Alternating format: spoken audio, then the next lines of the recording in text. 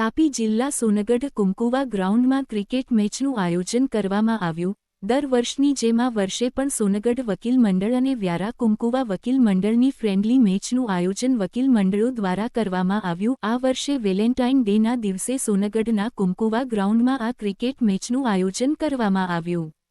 સોનગઢ વકીલ મંડળના પ્રમુખ અને ટીમના કેપ્ટન અજયભાઈ ગામિત અને વ્યારા વકીલ મંડળના ટીમના કેપ્ટન નીરભાઈ નાઓએ ટોસ ઉછાળી મેચની શરૂઆત કરવામાં આવી।